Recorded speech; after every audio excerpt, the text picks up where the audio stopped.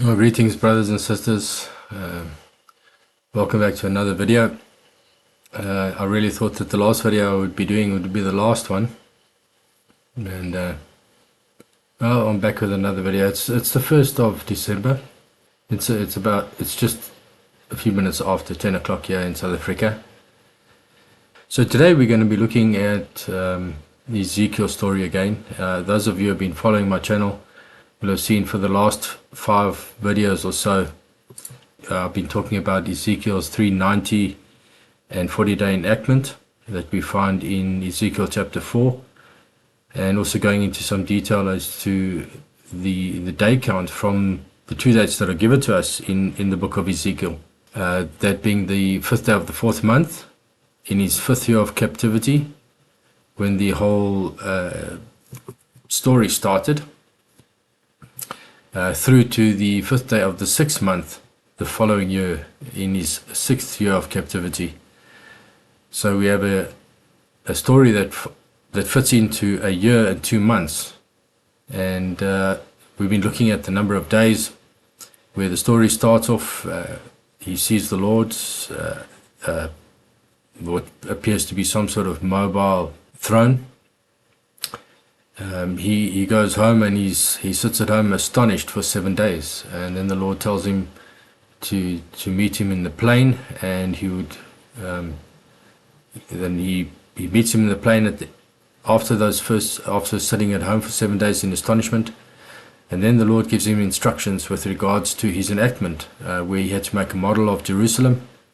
It was a model that showed that the Jerusalem would be besieged, and that he was then instructed to sit before that model for a period of 390 days, which represented the 390 years of iniquity on the part of the house of Israel.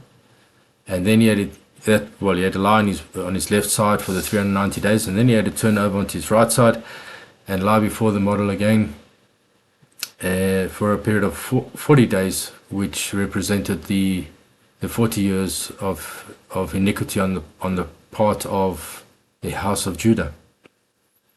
And all of this was as an enactment and as a warning, particularly to the house of Judah, who was in Jerusalem at that point in time. The house of Israel, by the time that Ezekiel did this enactment, had already been dispersed amongst the nations, and that they were no longer in their land. It was only the Judah and the tribe of Benjamin that still remained in the land of Israel and in Jerusalem, and they were being warned about the pending destruction of Jerusalem.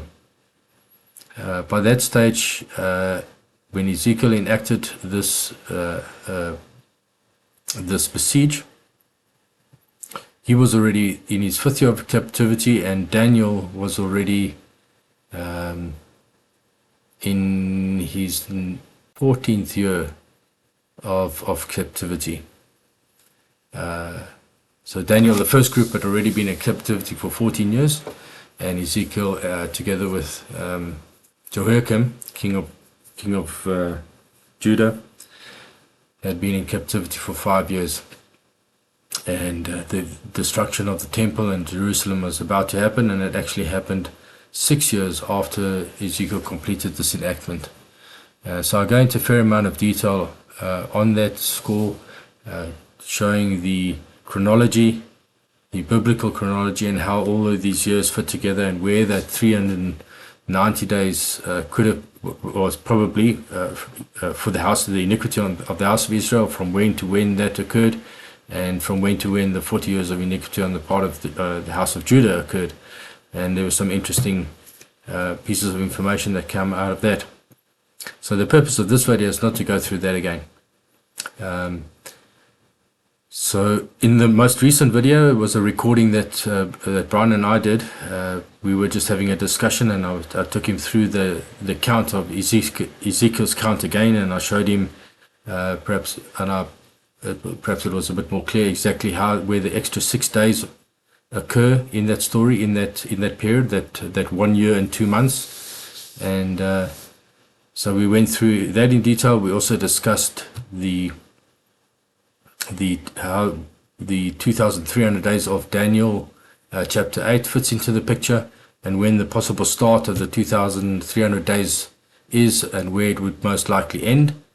And then we also spoke a bit briefly about the 4 months that Jesus referred to in John 4, where when he was in Samaria, and he had just, it was shortly after he had that discussion with the woman at the well, the Samaritan woman at the well, that he said, "You say the harvest is in 4 months, but look, the fields are white for harvest."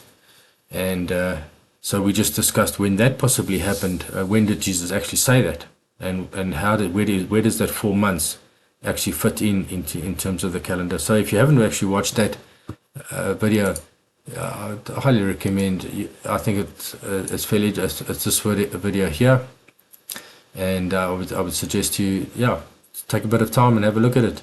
In this video, I'm just going to try and clear up a couple of things with regards to what my understanding is of the Ezekiel story. As I mentioned in that video, the reason why I'm being a bit of a stickler, and I'm going to stick to Ezekiel's 390 and his 40-day, which is 430-day count, until it's complete. I do believe with all of my heart that the count, Ezekiel's 430-day count for our end time warning, started on the 7th of October 2023, when Hamas attacked Israel, and we had that really tragic event that occurred on that day, which occurred on the 8th day of Tabernacles on the Jews' calendar. It was a significant event, and I do believe that was the start of a count of 430 days. Now, we've been watching this, and I thought that might be a count of 390, and then the taking of the bride, and then the 40 days would be related to the 40 days of Son of Man. Well, that's come and gone. We're now sitting on today, as we sit here right now, we're sitting on 422 days from and including the 7th of October. So we've only got about 8 days to go to get to the 430 days.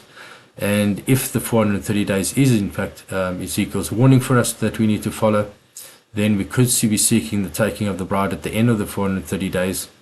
And then we've got that extra 6/7 days that we found in the story, and that may well be the wedding week.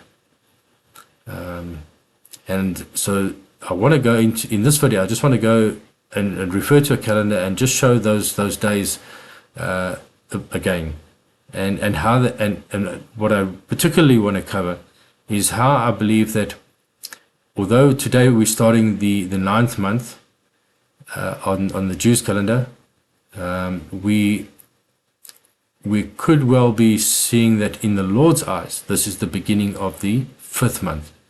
And so I want to just go into a little bit of detail of exactly why I believe that to be the case. We know that in the end time story, we're looking for an event to start at around about the 9th or the 10th or the 5th month. It is associated with the original destruction of the temple. The first temple was destroyed. Now we're given 2 dates in the scriptures. In 2 Kings 25, it refers to the 7th day of the 5th month. And in Jeremiah 52, it talks about the 10th day. Let me just bring that up. So in 2 Kings 25, it says that in the 5th month, on the 7th day of the month, which is the 19th year of King Nebuchadnezzar, king of Babylon, came Nebuzaradan, captain of the guard, a servant of the king of Babylon, into Jerusalem. And he burnt the house of the Lord, and the king's house, and all the houses of Jerusalem, and every great man's house he burnt with fire. So we get the story again, a repeat of the story in Jeremiah 52.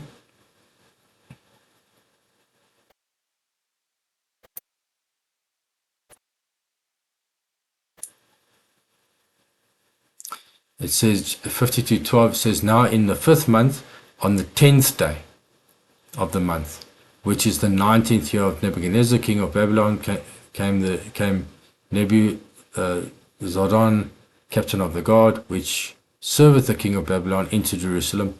and burned the house of the Lord, and the king's house, and all the houses of Jerusalem, and all the houses of the great men were burned. He burned he with fire. So it's almost identical wording, except for the fact that in Jeremiah it's recorded as the 10th day of the fifth month, and in 2 Kings 25 it's recorded as the 7th day of the month.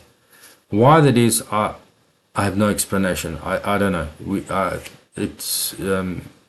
There must be a reason for it. I haven't been able to identify the reason for that. So nevertheless, we know that time, and we know that the Jews typically mourn on the 9th of the fifth month, which they call the 9th of Av, and it's a day of mourning because of so many terrible things that happen on that day. We have on that day the destruction of the first temple, or somewhere in that vicinity, the destruction of the first temple.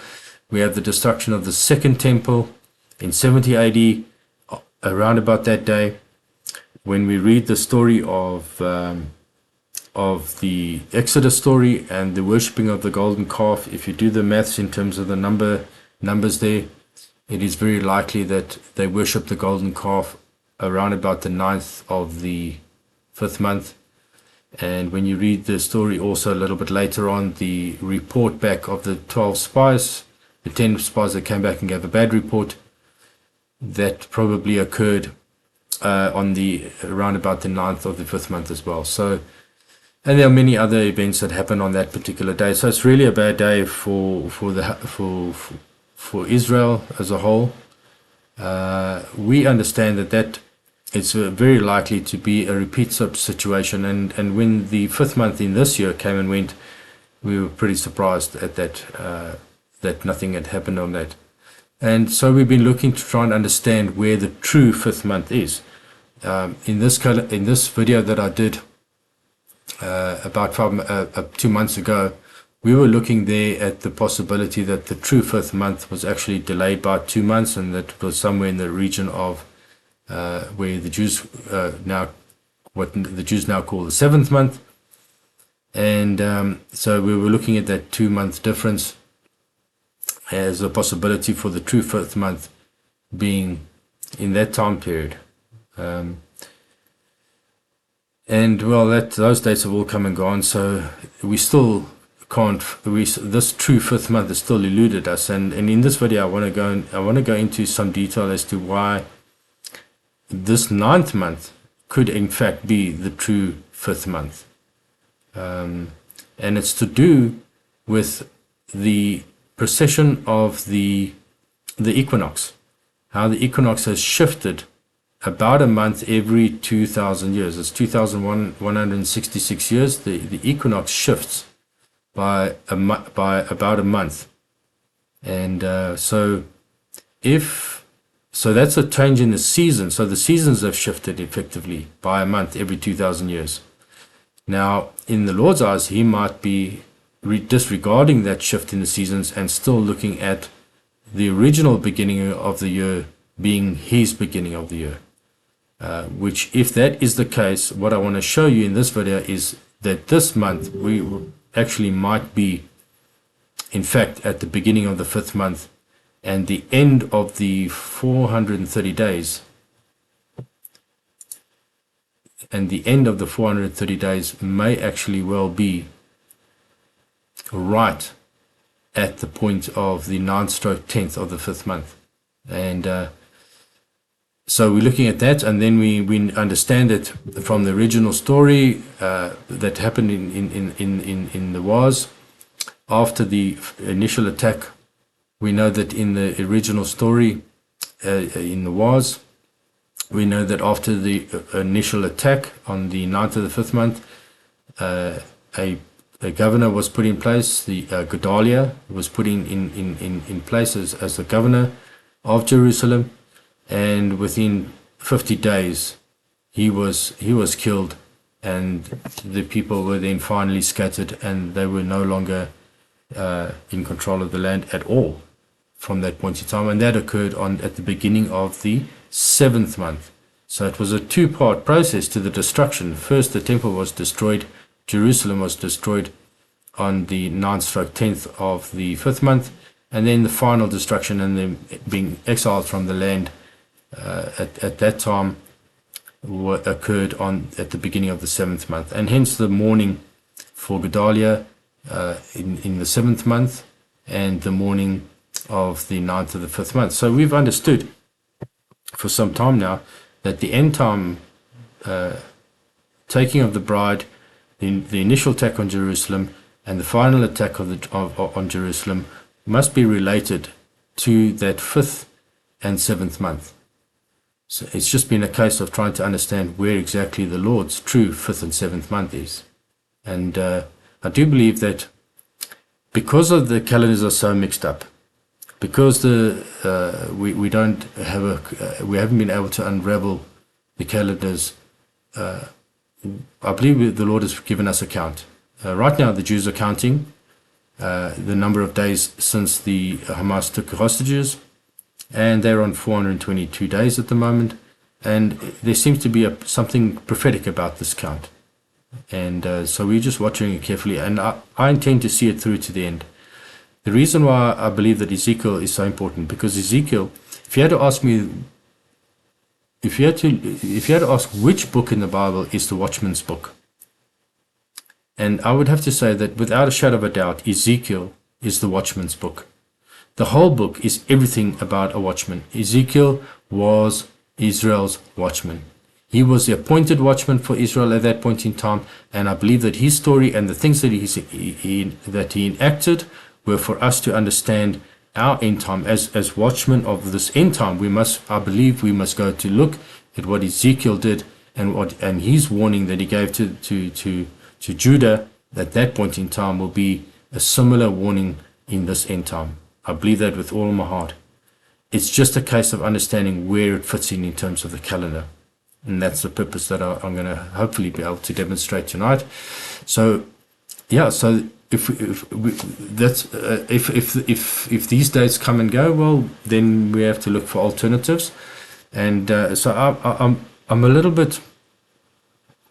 My understanding is different from what Alan at Ministry Reveal is teaching, although I do follow him regularly, and I understand exactly what he's saying with regards to the possible taking of the bride mid-February.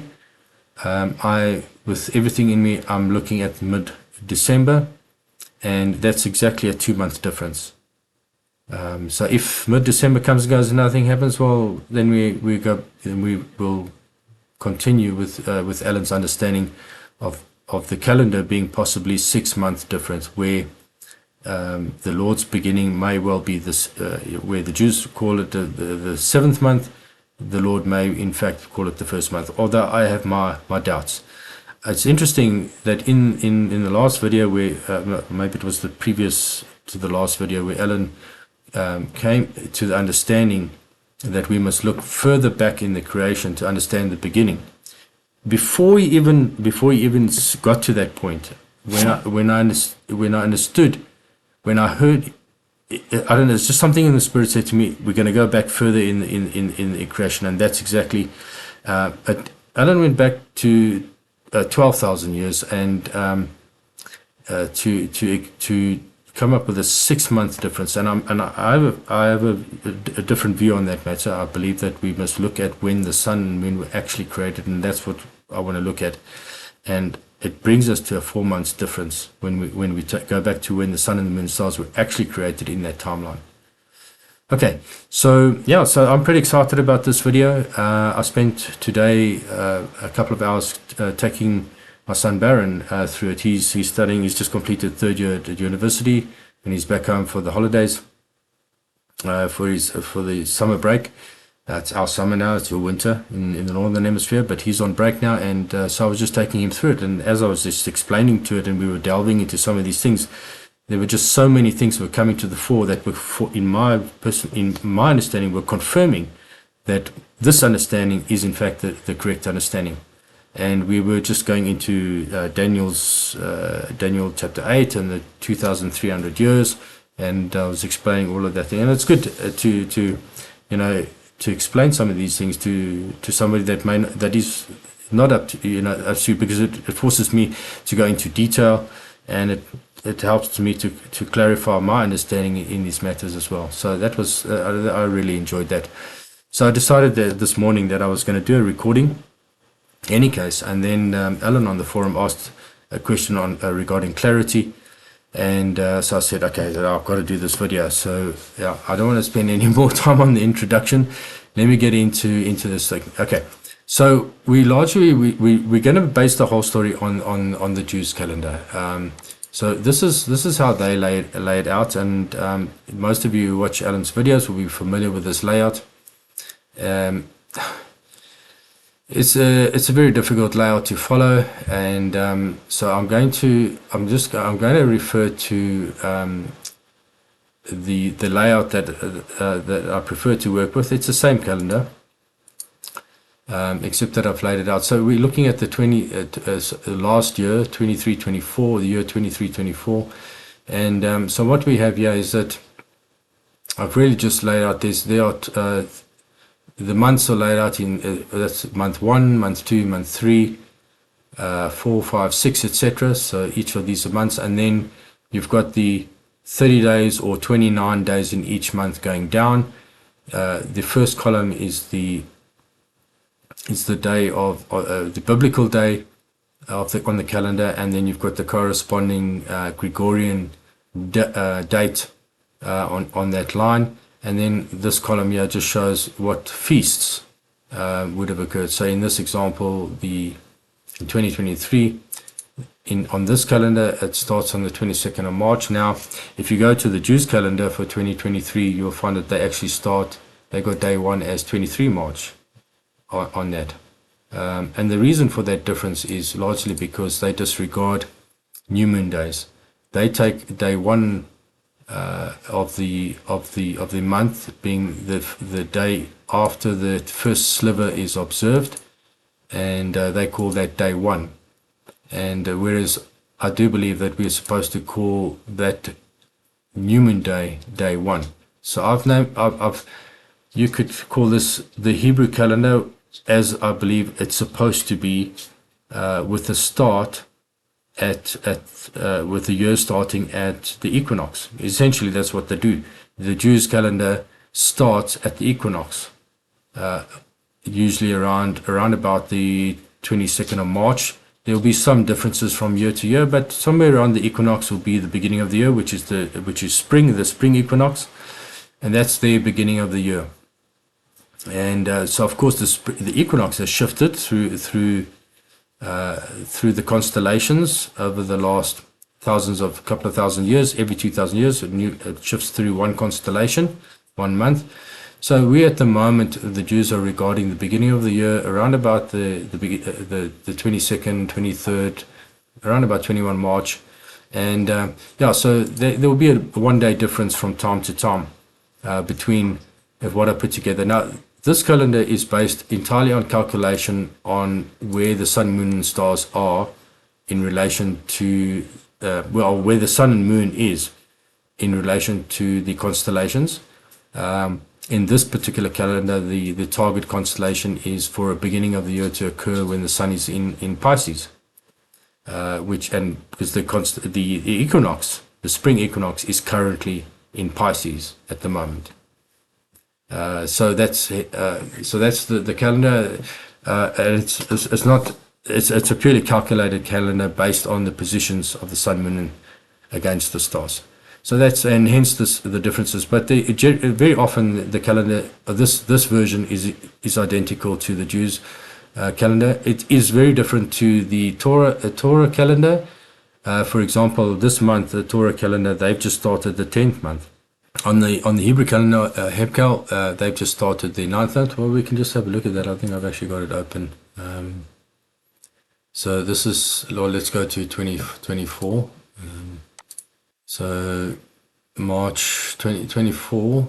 So they started, their year started in 2024, started on the 9th.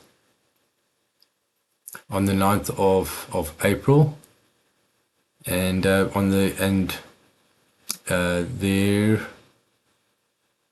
Hanukkah on the Jews calendar would be starting on the 25th of December, but on the Torah calendar, they got Hanukkah starting already here in. I think I've actually got it open. Here's the Torah calendar. Let's just go back 1 month. They've got Hanukkah starting on the 28th. We're already in Hanukkah. We are now on the 1st of December.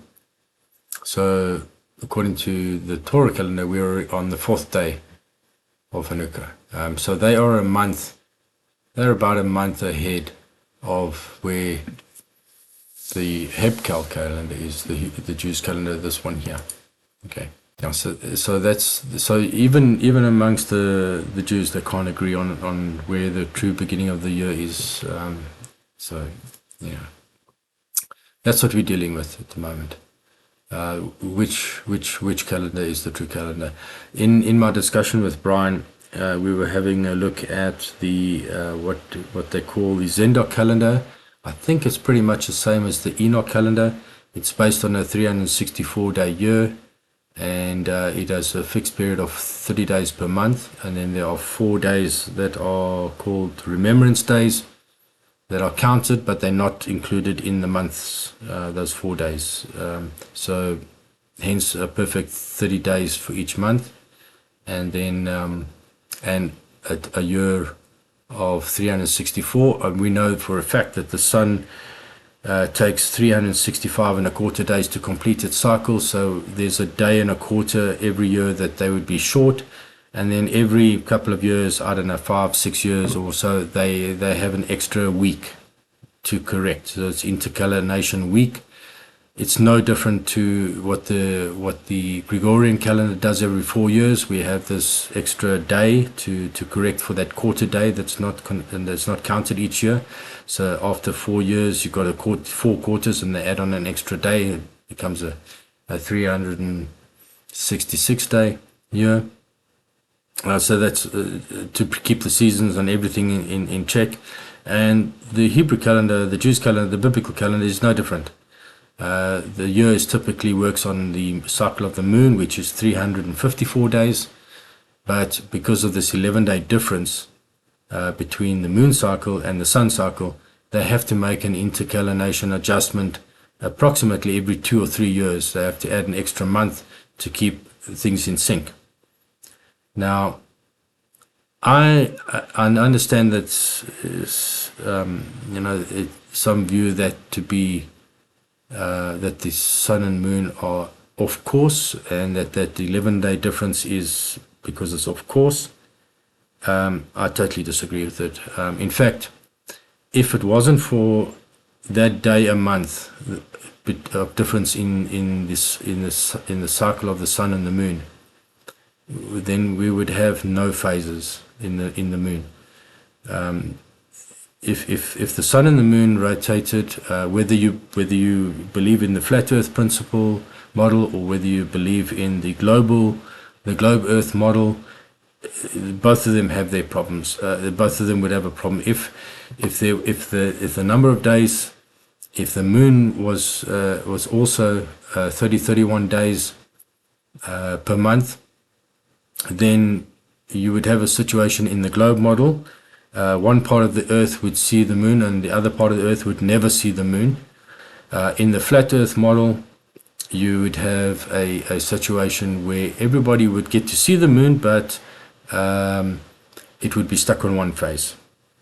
So depending on whether the moon was stuck on full moon or stuck on new moon or quarter moon or whatever, if they're both rotating at the same speed, there would be no phases, and you would have it would be exactly the same. Every day would be the same phase for the whole year through.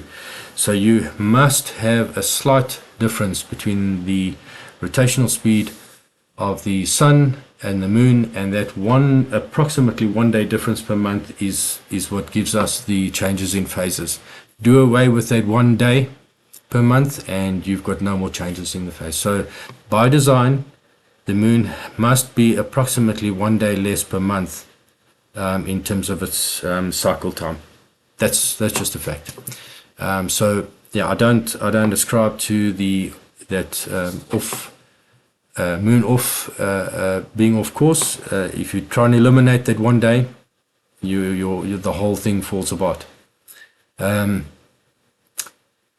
So we've got these calendars, and we come to the Ezekiel story, and this is what I was just saying to Brian. We can look at the Zendar calendar, and there were some interesting alignments between the Zendar calendar and this count, and it's all explained in that video. What we didn't get into that video was how do we account for how do we fit the Ezekiel count in the Zendar calendar? The Zendar calendar is 364, and a month is exactly 30. So in the Zendar calendar, a month and 2 years. You remember Ezekiel's story is a year and 2 months is Ezekiel's story. So his story is exactly a year and 2 months. So on the Zendar calendar, a year and 2 months would be 364 plus 60 days. So that would be 424 days. Now we know that the Ezekiel story, between the 2 months between the two dates that we are given, you have to be able to fit in 437 days. There were 7 days in the plain that he was astonished, and then from the day that he was in the plain, you got 390 and then 40. So you've got a total of 337 days that you must fit in between those two dates, between the date of the 5th of the 4th month and the 5th of the 6th month. So, which is exactly a year and 2 months. So if in the Zendar calendar, that a year and 2 months is 424 days, and you cannot fit 437 days in there. So that, as far as I'm concerned, disqualifies the Zendar calendar, the Enoch calendar, and any calendar, even the Gregorian calendar is similar. They're all disqualified because Ezekiel's story cannot be explained by those calendars. It's impossible. There's only one calendar that can explain that story, and that is a calendar where occasionally they add an extra month. So you've got a long year and a short year. In a short year, on the biblical calendar, is 354 days, and then in a long year, there's extra 30 days, so it's about 384 days. So in a long year on the Hebrew calendar, you've got a year and 2 months. You've got a 384 plus 59, so it'll be a 29-day and a 30-day month. So you add 59 to the 384, and you've got a total of 443 days. So you're able to fit in the 437 days, because 437 goes into the 443 days with a 6-day remainder. And that's not counting the very last day. The 5th day of the 6th month is not included in the count. If we're supposed to include that in the count, then we've got 444 days for that period between the 5th day of the 4th month and the 5th day of the 6th month, including the 5th day of the 6th month, 444 days. And you can fit in 437 days of Ezekiel's story, plus you've got 7 days left over. So there's 6 or 7 days extra. It's the only calendar that can cater for that story. The other instance is the flood story. The flood story is also a total of 394 days. When you add up all the figures that are given in Genesis about the flood story, you get to a total of 394 days. From the dates that we're given in the flood story, we know that it started on the 17th day of the 2nd month, and we know that they got off the ark on the 27th day of the 2nd month the following year.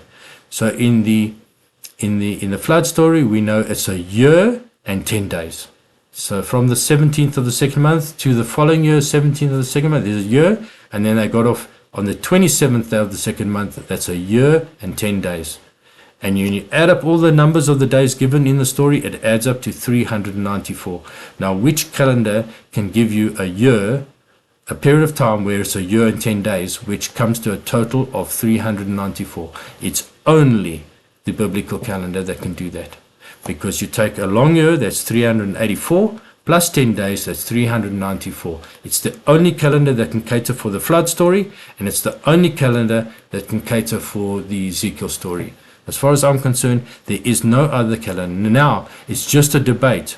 For me, it's no longer a debate which calendar is the true calendar. It's about the biblical calendar. Sun, moon, and stars is the true calendar, where the year is either 354 or 384 days, a long year or short year, and with the intercalendar nations being controlled and determined by the position of the sun, moon, and stars. It's not a man-made thing. Okay, so if we take that point, now all we need to figure out is where's the true beginning of the year. Where's the beginning of the year in God's eyes? We know that the beginning of the year is typically, at the moment, the Jews regard it as spring. Spring is the beginning of the year. Now we can debate when was the beginning of the year, way back in Abraham's time and Moses' time. The truth of the matter is there's no scriptural support for any concept that the seventh month was originally the beginning of the year. What we now call the seventh month, or what the Jews call the seventh month, was originally the first month. There's no biblical scripture anywhere that can support that notion. Nothing. Yes, we know that there's a possibility that in Moses' day, that the Lord said, when he said, this moon is the first of your moons, this month is the first of your months, that he might have made some sort of correction. We don't know if it was a correction, and it seems like there was some sort of correction, but we don't know even what the magnitude of that correction. We don't know if it was 1 month, 2 months, or 6 months. We don't know what the magnitude of the correction was. We don't know, and we cannot just choose for ourselves and decide it was 2 months or 6 months or whatever the case may be. Let's just deal with Scripture, and let's deal with what we know. What we know is relatively factual, and let's deal with those. And that's what I hope to be able to demonstrate in this video. Okay, so we are working with the Jews' calendar, and now it's just a case of understanding where does the Lord count His beginning of the year as far as this calendar is concerned. Just going to this version of the calendar. Where we are now in the Ezekiel count, we know, okay, what I did was I took this 2023 year. We know that on the 8th day of Tabernacles, okay, yes, Tabernacles, on 2023, the 8th day was the 7th of October on the Jews' calendar. We know that there was a really, really bad event that happened on that day, on this 7th day, which would have been the 22nd day of the 7th month. And they've been counting since this day. They've been counting, and they are now sitting on 422 days as of today. Tomorrow it'll be 423. So what I did was I took this calendar and I've just marked it up to demonstrate where there. So what I did was I just put it in color. So we're counting at the moment. We have marked in green. This is now the countdown that they've been counting these months, and so we're in the 7th month, 22nd day of the 7th month. They've been counting, okay, and they've been counting through those days through the 10th month, through the 11th month, through the 12th month, and there was a 13th month on the Jews' calendar. It was a 13th month. Interesting that in the Ezekiel story, it required a 13th month to complete the picture. And yeah, we have a year where there's a 13th month in the Jews' calendar. By coincidence? I don't think so. Anyway, so let's press on now. We switch over. We've got the 13th month, and then we switch over to 24, 25. And there's the beginning, and we continue the count. There was Passover. We continue the 2nd month, 3rd month. We continue the count. And 4th month, 5th month, 6th month, we continue the count, and then we get to the end of the 390 days, the 30th of October, probably one of the most evil days on the Gregorian calendar that is celebrated in the year, was the end of the 390 days. That was the last day of the 390 days from and including October 7th. Then we've got the 40 days. Now this is when we were expecting something to happen and nothing happened. So it seems like we have to press on and count the 40 days as well. So we're pressing on and we're counting the 40 days, and it's a slightly darker green color, and that now will go, and the last day of the 309, 300, of the last day of the 430 days will be the 9th of December. That is if you include the 7th of October. Now that's the one thing I'm not sure whether we're supposed to include the 7th of October 2023 in the count or not. The Jews have, I believe they should have, and I believe that the end of the last day of the 430 days will be 9th of October, which I believe then will actually bring us to the event that we're looking for. So I'm looking at this stage, the event that we're looking for, the escape of the bride, happening somewhere around the 10th of December, which on the corrected version of the Jews calendar would be the 10th day of the 9th month. Okay, on their version, they've got it as the 9th day of the 9th month. So there's a 1 day difference between what I've got here, and it's all because of their new moon things that scrap. They start day 1 on what I call day 2 here, they call day 1. So what I call day 10 here, they've got it as day 9. Okay, that's the difference if you guys see on their calendar. Notwithstanding, I do believe that's the end of the 430 days. Then we found that extra 6/7 days. And I do believe that that is pointing to this period of time, the escape of the wedding week that we're looking at. We're looking for a wedding week, and I do believe it's this week here, which will bring the beginning of the 40 days of Son of Man to begin on the 17th, around about the 17th of December. 16, 17 December, in this vicinity here, would be the beginning of the 40 days. And that would then, if we continue with the 40-day count, that'll take us through to the around about the 25th, 26th of January will be the end of the 40 days, and to complete the 50 days as we understand it between the first attack. So we're looking at the first attack on Jerusalem, in this area here. And the reason why I say there must be an attack on Jerusalem is because of Daniel's trigger that's needed for the 70 Shabuah, 70 years, and the understanding, for the end time understanding of Daniel's 70 weeks. We need a trigger. Now we understand that there's 50 days between the two attacks, so I do believe that they'll be attacked here, and this, I believe, this 9th/10th of the 9th month, I believe, is that in God's eyes, the 9th/10th of the 5th month. And I will go into that here, and I'll show you why I believe that this here is in God's eyes the 9th. And that's when the first attack happened, was in the 9th/10th of the 5th month. And then 50 days later, we had the final attack. And the final attack will be here in this vicinity, the 28th, 29th of January. That's 50 days on. And that 50 days is broken up into 7 days for the wedding week, 40 days for the Son of Man, and then 3 days leading to the final, the anointing of the Holy Spirit, and the end of the 50 days occurring somewhere in this vicinity around 28, 29 January. Now the orange bit is a bit that Brian came up, and then he was looking at Smyrna there, and we understand that Smyrna. Let's just have a look at it. That Jesus said to Smyrna in Revelations 2. Revelations 2.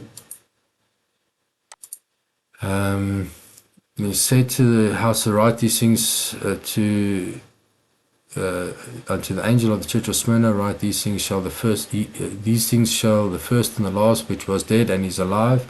I know thy works and tribulation and poverty, but thou art rich, and I know the blasphemy of them which say they are Jews and are not, but are of the synagogue of Satan.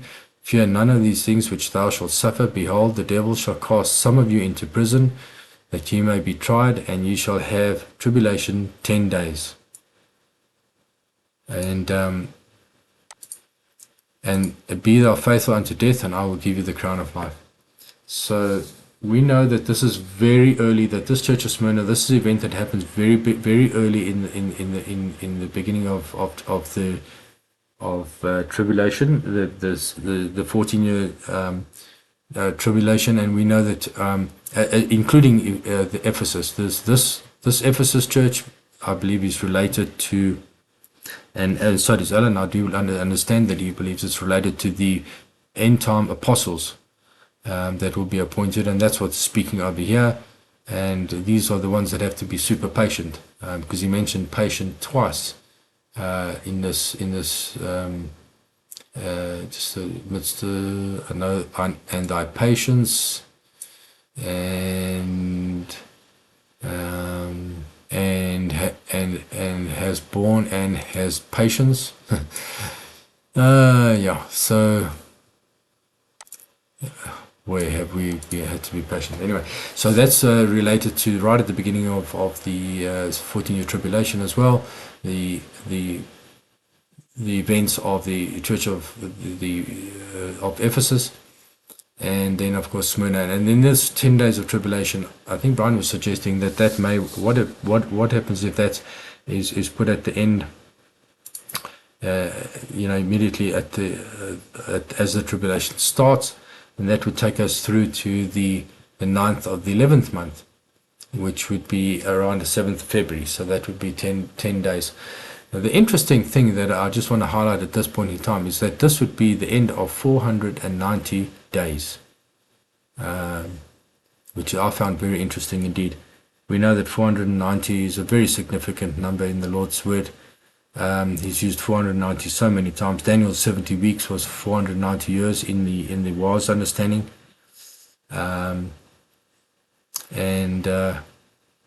There are several other 490 events forgiving someone's transgression against you 70 times 7. So there's 490 is a significant number, and if we take the count from the beginning, from October 7th being day 1, 2023, 490 would be the 490th day in that sequential count.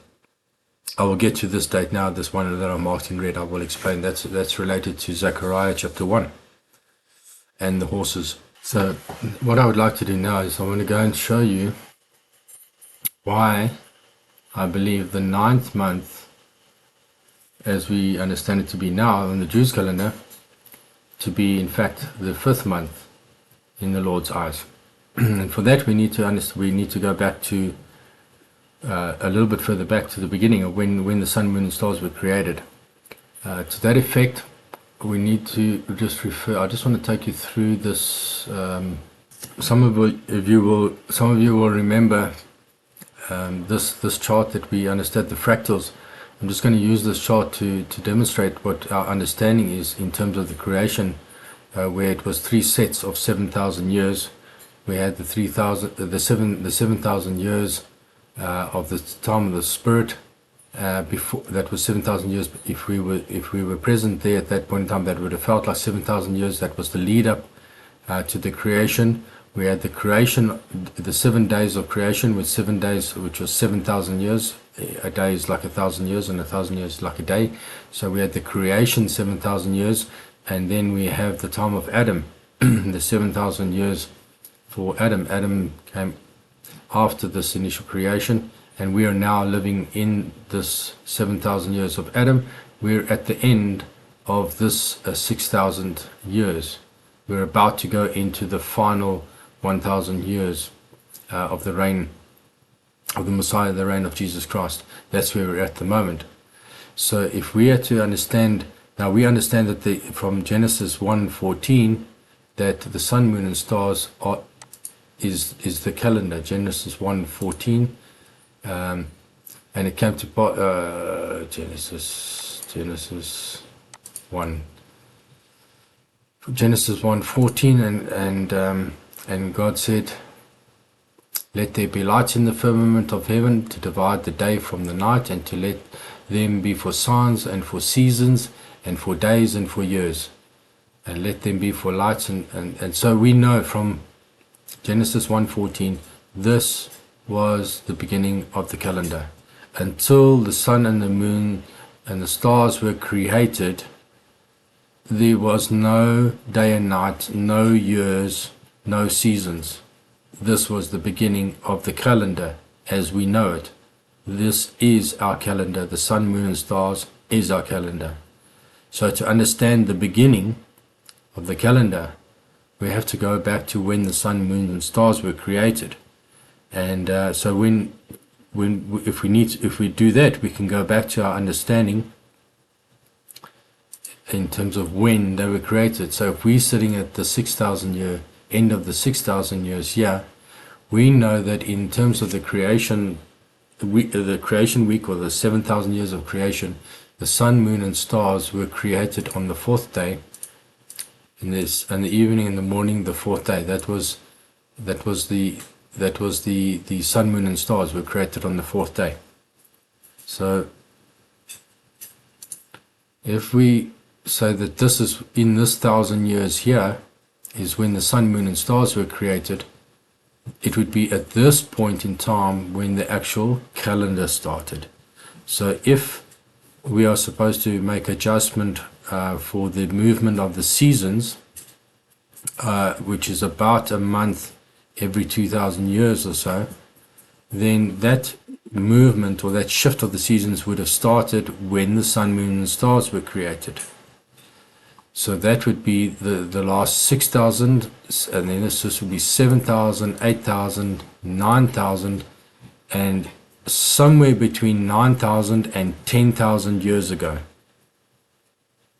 Somewhere between 9,000 and 10,000 years ago is when the sun, moon, and stars were created. Now we cannot, it would be impossible to say whether the sun, moon, and stars were created at the beginning of this 1,000-year period, or in the middle of the 1,000-year period, or at the end. So just for argument's sake, let's just take the middle. So if we take a total of 9,500 years to when the sun, moon, and stars were created, and then we see with the precession of the equinox being about 2,000, about a month every 2,000 years. So where we get that from is we know that the precession of the equinox would take 26,000 years to complete a full circle. So 26,000 divided by 12 would give you 2,166 years to complete 1 month change, to move by 1 month. So we can count how many months the equinox has moved since the creation 9,500 years ago. So for that we need to go to stellarium. Now you know that stellarium is based on a calculation of the movement of the sun, moon, and stars, which are so predictable to the second that we can actually calculate exactly where the sun, moon, and stars were thousands of years ago. And there's nothing, of course. Yes, the equinox, now the equinox has shifted, and that's what I want to show you. So we know where the equinox is. We've got in this diagram we're looking at, and this is the way I just prefer to look at stellarium. It's based on the flat Earth model. This whole calculation is based on a geocentric principle. The flat Earth model is a geocentric principle. If you believe that we're on a globe Earth, that's fine. The calculation remains exactly the same. It's just a lot easier to show it in a flat Earth model. Okay, but the principles remain exactly the same in the globe model. The only difference is in the flat Earth model we see the equinox, which is the crossover between the ecliptic. The red line is the ecliptic. That's the line in which the sun, moon, and stars and all the moving stars move. They move on the ecliptic. It's slightly off center from the equator. The blue line here is the equator, and they are slightly off center. So the ecliptic there's the center of the blue line. The ecliptic center is over here somewhere, and they're off center. And where they cross over, that crossing over is the equinoxes. There's two equinoxes, one there, one there. This would be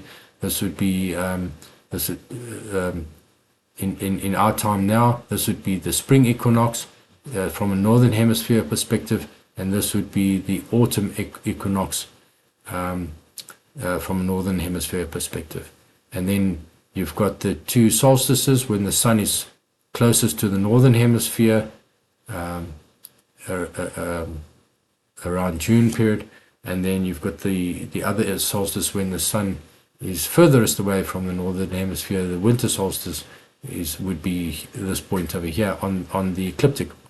So this whole circle moves around, kind of like a hula hoop moves around your body.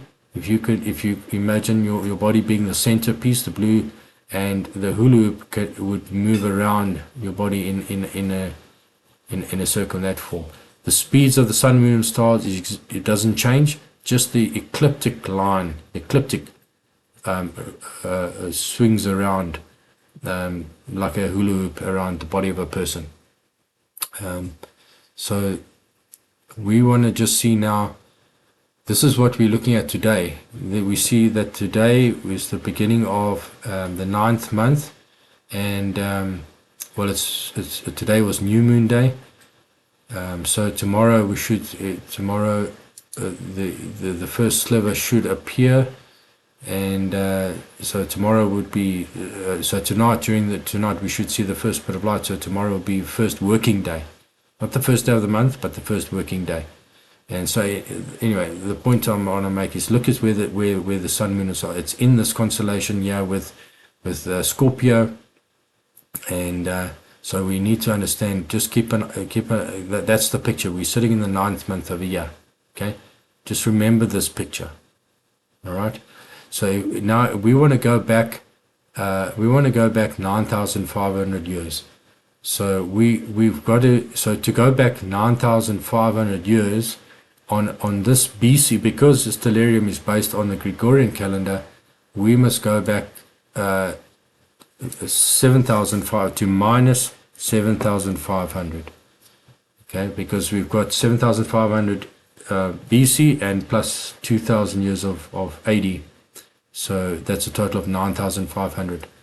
So at minus 7,500 would put us where the sun, moon, and stars and the ecliptic and the equinoxes were at the time when the sun, moon, and stars were created. So if we have a look at where the equinoxes occur, there's the one equinox there, and here's the other one here where the 2 points where they cross. So this would have been the spring equinox, and this would be the autumn equinox. So if we go and adjust so that the sun is at the spring equinox,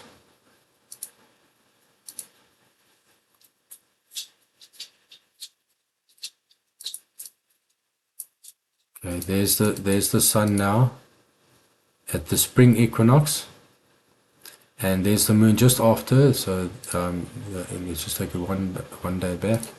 That's New Moon Day, and we see this is now at the spring equinox. So this would have been the beginning of the year, and I believe that the true beginning of the year has always been at spring. It's the beginning of everything. It's when things begin to grow from a northern hemisphere perspective.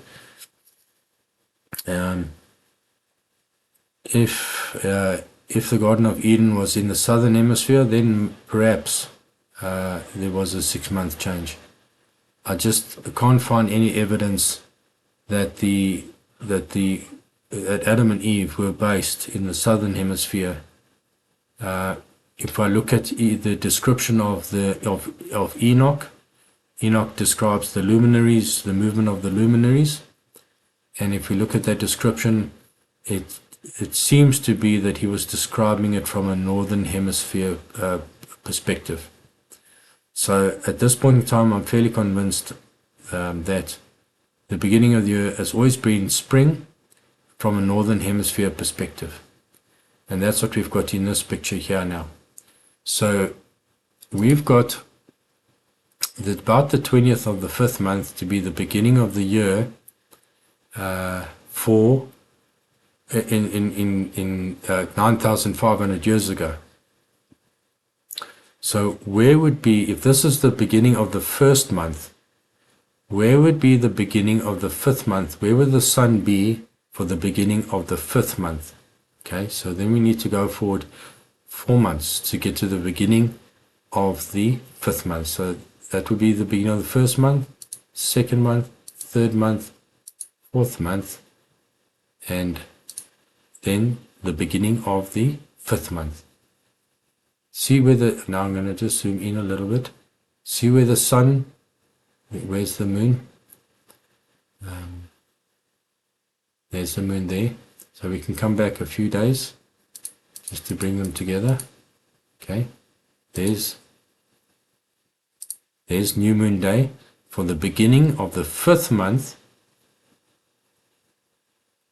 9,500 years ago. And look at that picture. Remember I said to you, remember the picture? Remember the picture where the sun is? Now, right now where we are at in terms of 2024, 1 December 2024, which is the beginning of the 9th month. Here we're looking at a picture 9,500 years ago.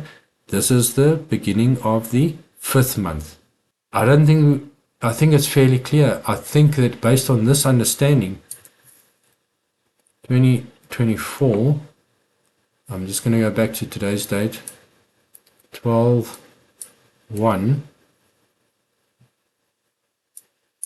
See, it's the same picture. Sun and the moon in Scorpio, same picture.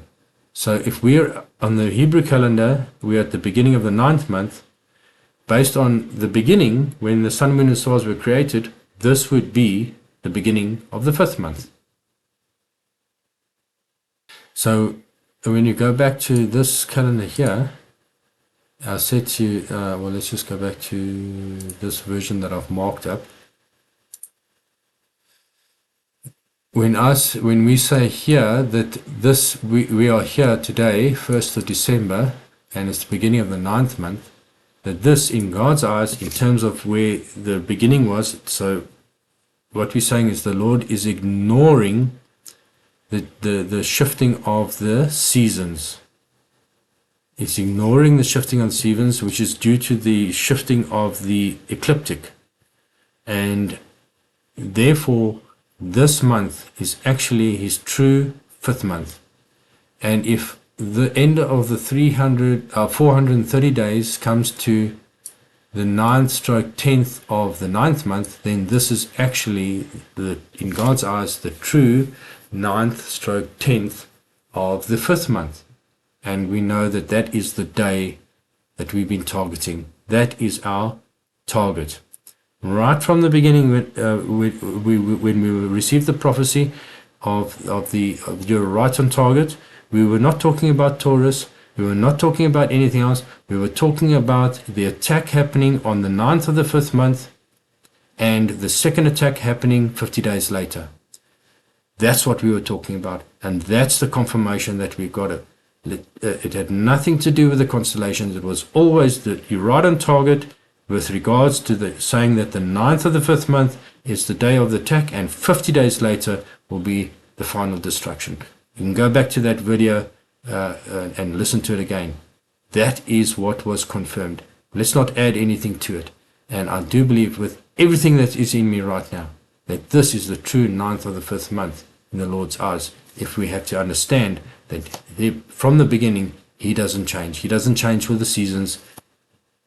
We change through the seasons. We have to change through the seasons because our harvests are moving with the seasons. But in his eyes, the true beginning of the year is 4 months later than ours. And this brings us into the picture. So you can see there's exactly 4 months.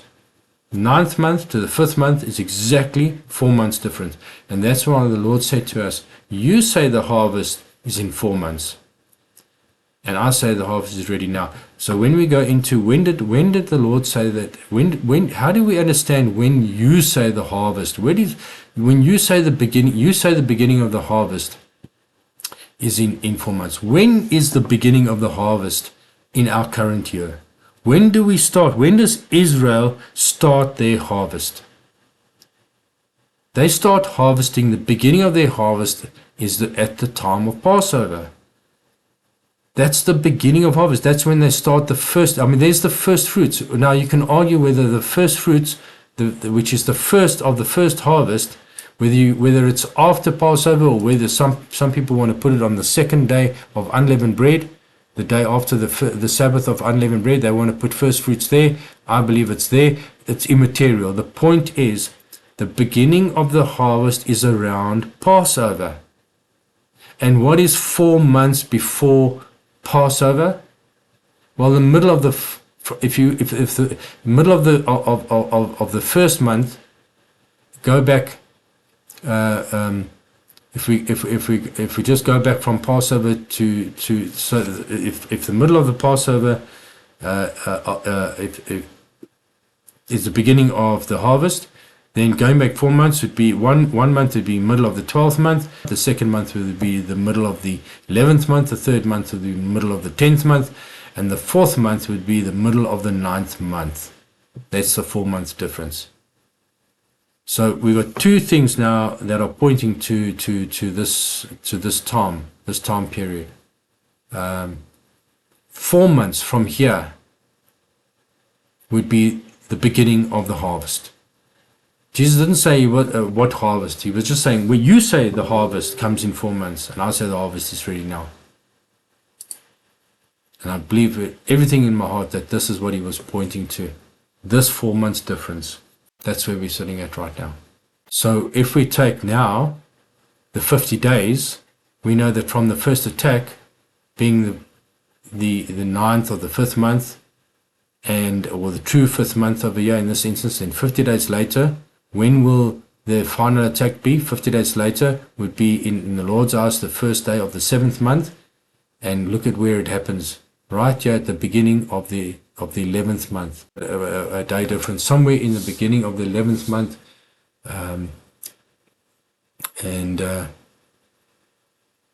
which would be in God's eyes the beginning of the 7th month. 11 minus 4 is 7. So the beginning of the 11th month on the Jew calendar is the true beginning of the 7th month in God's eyes. And that's where the final attack will happen, at the beginning of the 7th month. Now there's something very interesting that we've got. I think in fact we will start seeing something happening from around the 27th, from around the 26th of January, and that's the end of the 40 days. And why do I say the end of the 40 days? We will start seeing something happening here. Some of you might remember that there was this young boy Nathan that had a near-death experience, and he understood that that Israel's Air Force was destroyed, and that the whole thing started. The final attack started on the 27th of Elul, and the 27th of the 6th month on the Hebrew calendar. So when he understood, when he was in heaven, he understood it would be the 27th of the 6th month, then, which he interpreted as Elul. Okay, he was shown the 26th of the. Where is the Lord's 27th of the 6th month? Here. 27th of the 6th month, 27th of the 10th month would be, in God's eyes, the 27th of the 6th month, which is what Nathan was shown. And there we have it, right at the end of the 40 days. On the 27th of the 6th month in God's eyes, it's the end of the 40 days. And is that when the beginning of the final attack, the attack starts at this point, and the final destruction really happens in full force by the beginning of the 11th month, which would be the beginning of the 7th month. I just find that interesting. That's one thing that stuck in my mind.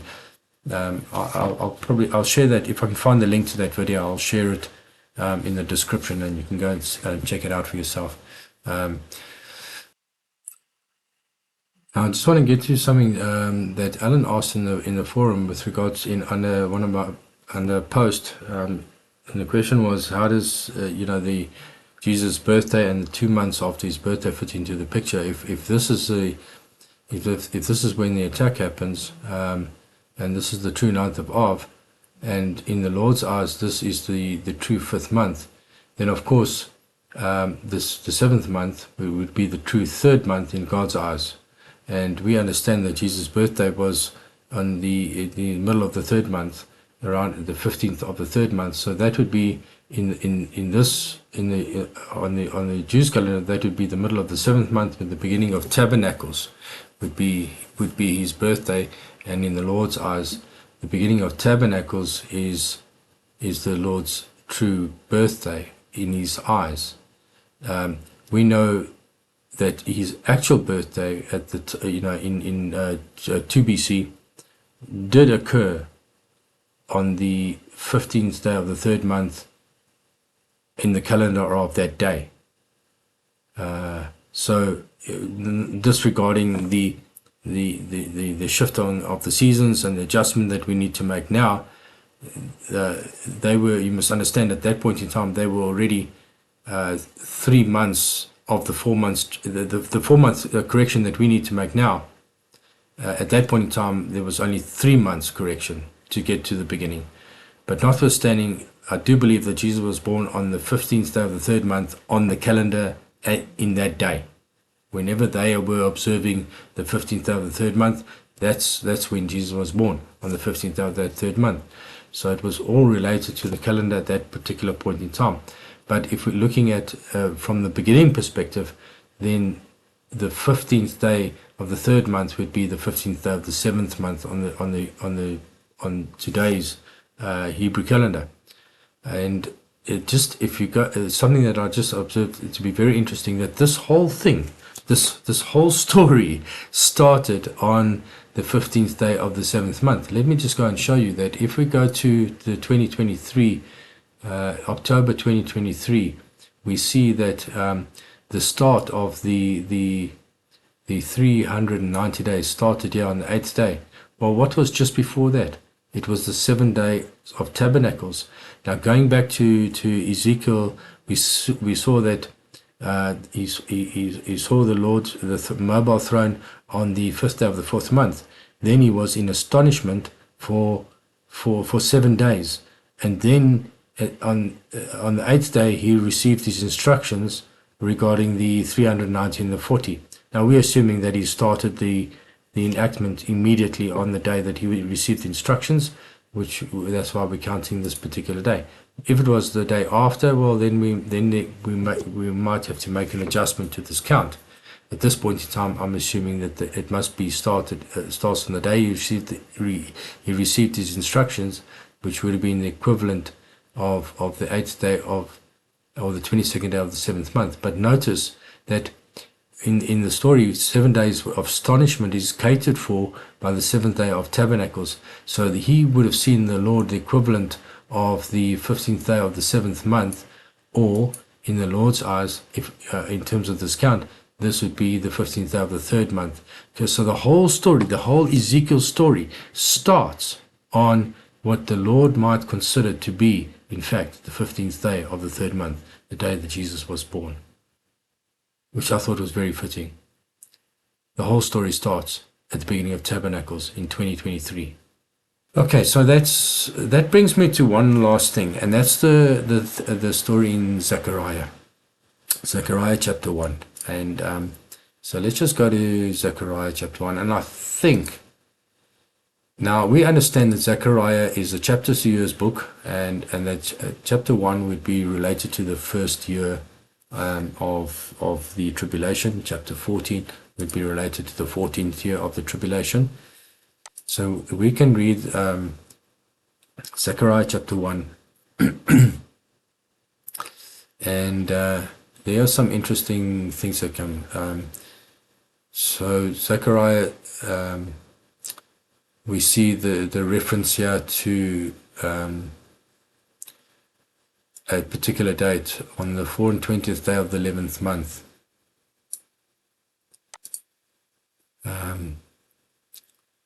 So, which is the month Shabbat. In the 2nd year of Darius came a word of the Lord unto Zechariah, son of Berechiah, the son of Iddo, the prophet, saying, and now we get this vision. He says, I saw by night, and behold, a man riding a red horse.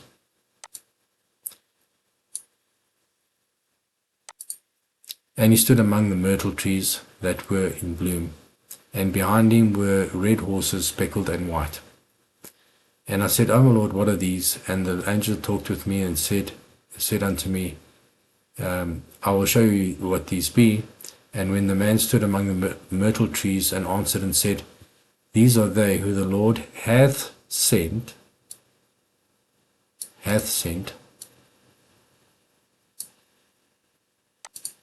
to walk to and fro through the earth.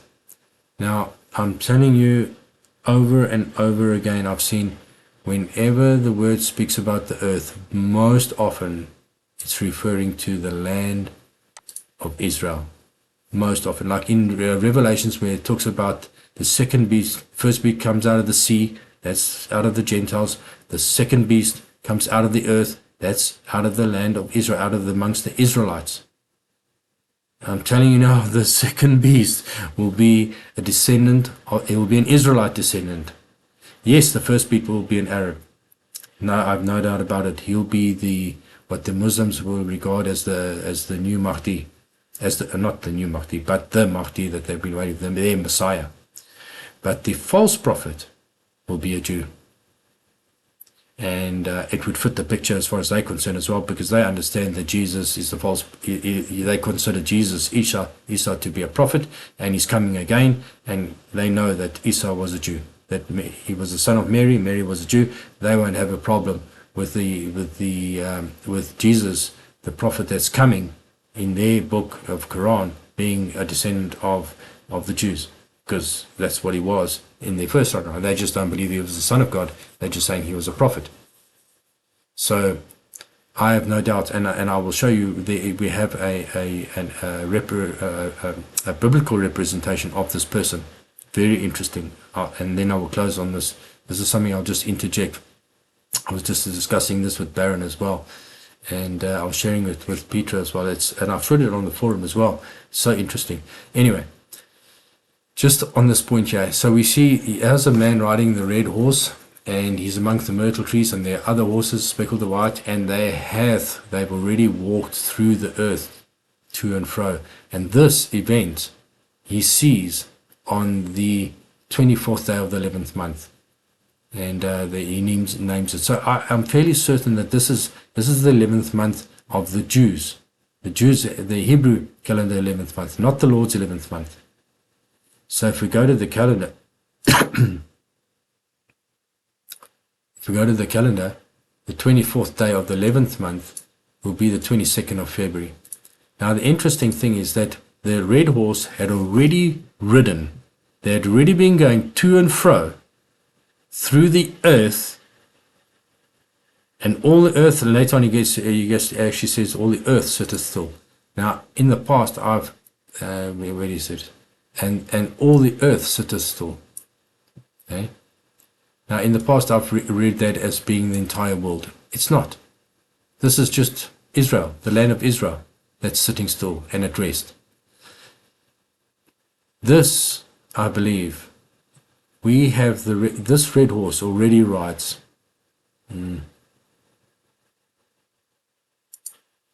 This horse that Zechariah saw on the 24th of the 11th month had already been to and fro through the earth. In this time period here, that red horse had already been to and fro through the earth. That's the way I read it. Now his job is not finished. Obviously, he's still going to continue riding through the rest of the world in the great sword. But the great sword was given to him already over here. And we must read Zechariah as a past tense event. When Zechariah gets to see the red horse rider, he's already done the initial damage in the earth. Now he's going to go into the sea, amongst the Gentiles. And I do believe that their trouble, the Gentiles' trouble, will actually start from in this time of February. That's when their troubles will start. Somewhere around here. And this 14 February thing, that's Valentine's Day. I don't think it's got anything to do with Jesus and his bride. I think it's more to do with Satan and his bride. That's just my personal view on the matter. Okay, so I think I've pretty much covered everything I want to do. The last thing I want to do is just want to show you that the second beast is the false prophet, and he has the spirit of Antichrist. Now, the one thing everybody speaks about the Antichrist, the Antichrist, the Antichrist, and they associate the Antichrist with the first beast. Nowhere in the scripture is a person ever named the Antichrist.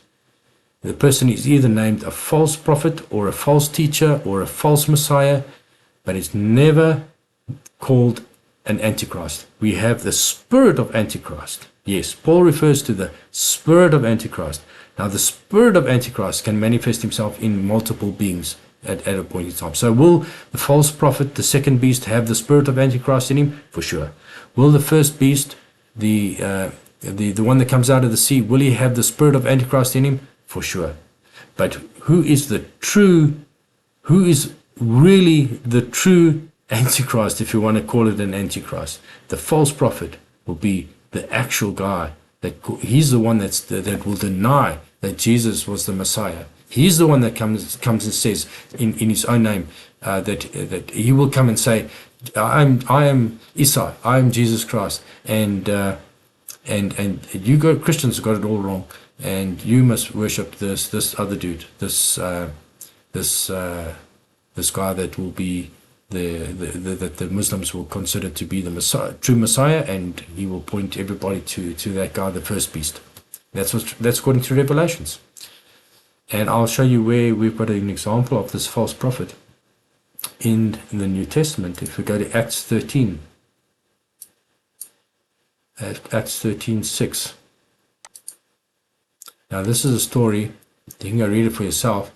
But Paul and Barnabas come across this guy, and so they went forth by the Holy Spirit and departed unto Seleucia, and from there hence they sailed to Cyprus. And then when they were at Salamis, they preached the word of God in the synagogue of the Jews, and they had also John to their minister.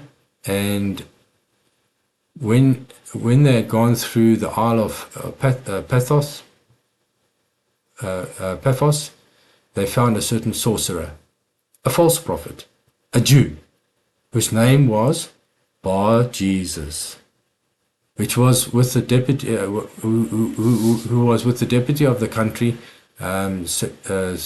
Sergius Paulus, a prudent man, who called for Barnabas and Saul. So this deputy of the country, this Sergius, he called for Barnabas and Saul, or Paul, and desired to hear the word of the Lord. But Elymas, the sorcerer, that's the same guy, that's Bar Jesus, his other name was Elymas, the sorcerer, for so is his name by interpretation. He withstood them. He withstood them, seeking to turn away the deputy from the faith. That's the deputy, this guy, yeah. So he tried to stop this guy from actually becoming a born-again Christian. And Saul, who is also called Paul, filled with the Holy Spirit, set his eyes upon him, Elymas, and said, O full of all subtlety and all mischief, thou child of the devil, thou enemy of all righteousness, wilt thou not cease to pervert the right ways of the Lord? And behold, the hand of the Lord is upon thee, and thou shalt be blind, not seeing the sun for a season. And immediately there fell on a mist and a darkness, and he went about seeking someone to lead him by the hand. So you can go and have a look at that for yourself. Elymas, this Bar Jesus.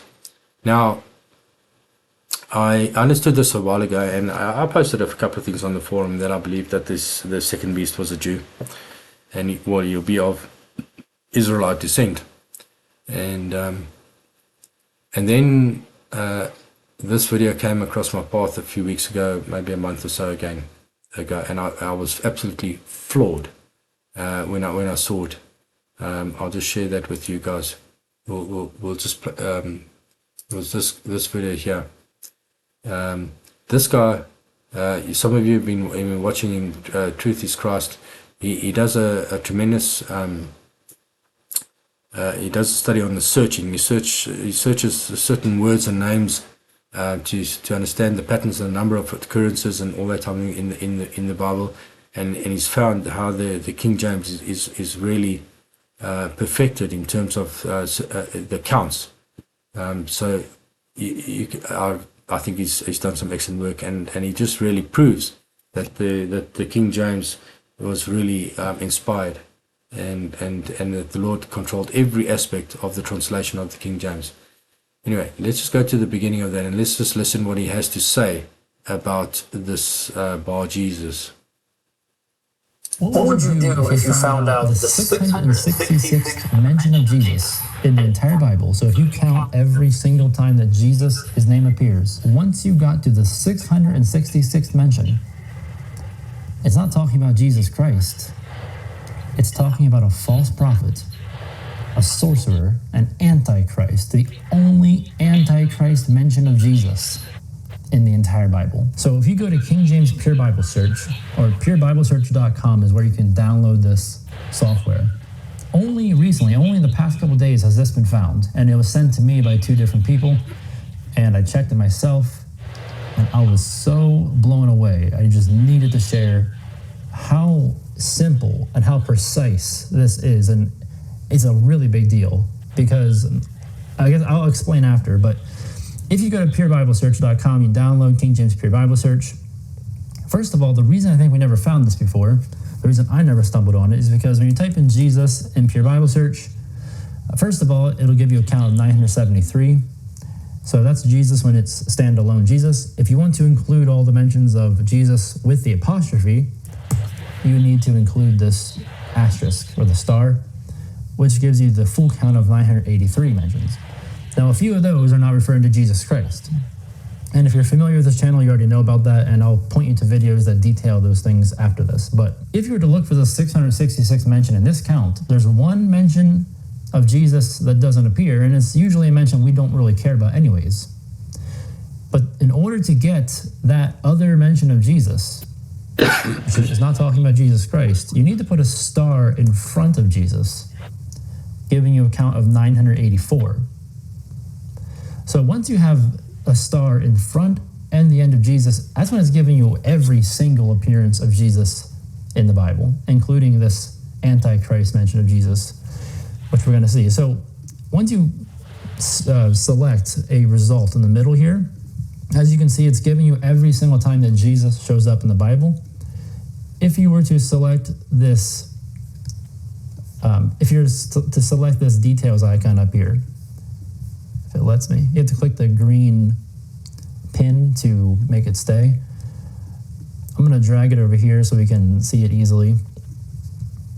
But basically, when you select any of these search results, you can see what search result number it is. So this is the 7th mention of Jesus when he's coming to John to be baptized. And you can click anywhere and you can see what number search result this is. So this is the 26th mention of Jesus in Matthew 8:20. And you can go anywhere and you can find out the number of mention. Now, if you've seen other videos on my channel, you know that there's significance with the 70 times 7th mention of Jesus, or the 490th. The 77th mention of Jesus, the 777th mention of Jesus have amazing, astonishing patterns or anomalies associated with them. But the reason we never found this one is because we never usually look for Jesus, including this guy. So Acts 9:29 is mentioned number 660, 661, 662, 663, 664, 665. The 666th mention of Jesus, appearance of Jesus in the Bible, is Acts 13:6, which says, "And when they had gone through the isle unto Paphos, they found a certain sorcerer, a false prophet, a Jew whose name was Bar Jesus." First of all, that's the only Antichrist mention of Jesus in the entire Bible. There are other anti-mentions where it's not referring to Jesus Christ, it's somebody else. But this is the only time it's an antichrist. Like this guy is no good. This is a false prophet, a sorcerer. This is the only time that Jesus is lowercase in the Bible. And it's the only time Bar Jesus is mentioned at all. And I want you to notice, if we go to this passage in Acts 13:6, look at verse 8. It says, "But Elymas, the sorcerer, for so is his name by interpretation, withstood them." So his name, Bar Jesus' name, is Elymas, which means technically, Luke, the Holy Ghost, inspiring Luke, did not have to even include the name of Jesus at all in association with this guy. Because his name is Elymas. He could have just said Elymas back here in verse 6. But specifically, he names this guy Bar Jesus, the son of Jesus, which is what is interpreted. So, is it not pointing to the perfect mind of God when the 666th mention of his son, his name appears in the Bible? It is an antichrist mention of Jesus. Yeah, so when I saw that, I was absolutely floored, because that was understood that Bar Jesus was a representation of the false prophet to come, and that the false prophet would be, the second beast would actually be of Jewish descent. I do believe that is the case. So that leads us into an understanding of the little horn. And I was just chatting to Baron, my son, again today, and we were talking about Daniel's prophecies and how the beasts, and I've been in discussion with a few people on this actually, but the four beasts of Daniel 7, I truly believe are all the countries around the Middle East, where the lion is Syria. And interesting enough, Syria has just come back on the scene right now, just as we speak. All of a sudden, out of the blue, so we haven't heard anything about Syria for I don't know how long, probably a few years, but certainly many months. Syria hasn't been in the news, and all of a sudden, Syria's in the news again. So something's happening over there. So we know that the lion is Syria. I do believe with all my heart. The bear is Persia, Iran, modern day Iran. The leopard would be Turkey, and the terrible beast, which is a combination of all of them, would be an Islamic caliph, which brings all of those Arab nations together under one empire, one controlling body, a combination of all the beasts. So that's my interpretation of Daniel's beasts. Of course, that means that that we have to debate now. Well, if you go back to, we understand that the four beasts also occurred in the wars. There's no question about it. We were told that we understand that those beasts occurred in the time of the wars, and we understand that the leopard was Grisha, and that was the leopard well, by a clear study of the word, you would see that the bear would have been Persia, Media Persia at that point, and in terms of Daniel 7, Daniel 8. We are given a bit more detail. We explain that we've got the ram with two horns, and we are told clearly that is Persia Media with the two horns. The one was longer than the other. I mean, the one is more senior than the other in terms of the two horns on the ram, and then the two horns are broken by a goat, a goat with a prominent horn. And we understand that in the wars, that was Alexander the Great, who took out the Medes and Persians, and shortly after that he dies away, and we are told in Daniel 8 that out of the one horn, when the one horn is broken, four horns come up in his place, and that's exactly what happened. Alexander's empire was split into his four generals. So that prophecy was fulfilled in the wars, but I do believe that there's another fulfillment in the is to come. Nevertheless, we know that also Daniel tells us that out of one of those four horns comes the little horn, and so we need to understand that the little horn that comes to the fore that speaks blasphemies, etc. And it's that little horn that puts an end to the daily in Daniel chapter 8. And so in this end times understanding, that little horn will be identified by the person that puts puts the end to the daily prayers at the Western Wall. And that ending of the daily is the trigger for the 2,300 days. So the temple or the sanctuary will be trampled underfoot by the Gentiles, will be trampled underfoot for 2,300 days, and then the sanctuary will be cleansed, according to Daniel 8. So we'll be able to identify the little horn. Now the interesting thing is, now, is the second beast the little horn, or is the first beast the little horn? And when I was talking to Baron today, I realized that actually both the first beast and the second beast are described in Daniel chapter 8 as the little horn. I'll tell you why. The little horn that relates to the first beast, who is an Arab, relates to the time that it was fulfilled in the wars. So out of those four empires, which coming to today's time would be, there's a small pocket of the four that where Greece is now. There's another pocket of the four where Turkey, Assyria is now. There's another area of the four. The third one would be where Iran is right now, and then the other one was Egypt area. Egypt, Libya, that was the other area. And I believe that the little horn will come out of one of those four, and I believe it'll be out of the Egypt area, that Egypt area, and I believe that we're looking at that probably MBS would be that little horn, but it becomes the first beast. Okay.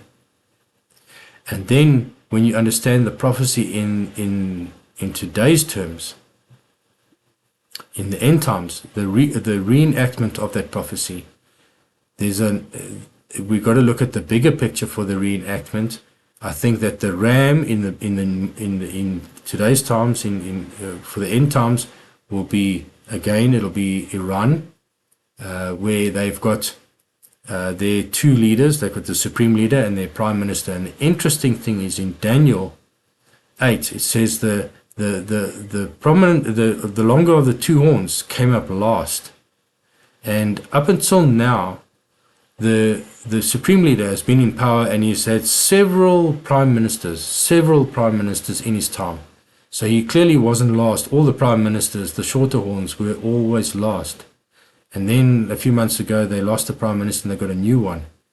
But it was still, the supreme leader was still, the taller horn was still come up. Had come up first out of the two horns until now, where we've got a situation where it looks like Khamenei, the supreme leader in Iran, will be replaced by his son, because he's either died already, or he's in a coma, or he's ill.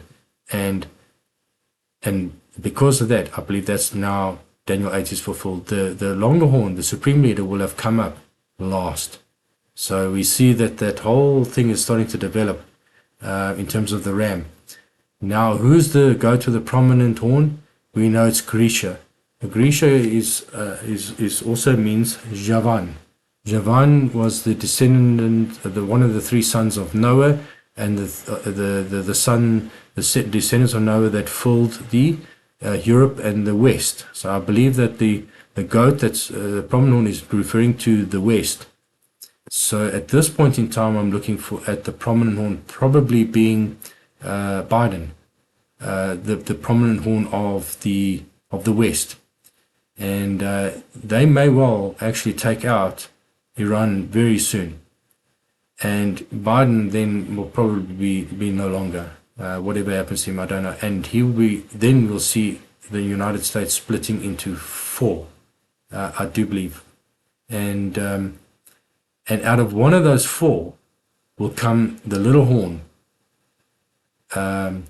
And just bear with me on this one. There's a modern day little horn. So we've got the original little horn coming out of the original four horns that came out of the Alexander the Great in this time, probably being the first beast. The second beast will be the little horn that comes out in these modern day times, probably out of the United States of America, and probably a guy whose descendants are Israelites, an Israel or Jewish descendant, probably, and he will be the false prophet of Jewish descent, and he will promote the Arab beast, not the first beast. And so I'm watching at this point in time. I'm watching Elon Musk for that role of the false prophet. Yeah, I do believe he, by his own admission, he's more Jewish than anything else. He hasn't disclosed it fully, but he's hinted at that fact. His name is related to Elimas. He is being given a big voice, more and more and more. And I do believe that he will come on the scene and fulfill that role as the false prophet. I'm not sure exactly how it's all going to transpire, and I could be completely wrong on this thing, but I'm watching that to come to the fore as we're going along. So all of these things are about to happen very, very quickly. If the timing, if my understanding of the timing is correct, and we are actually going to see the taking of the bride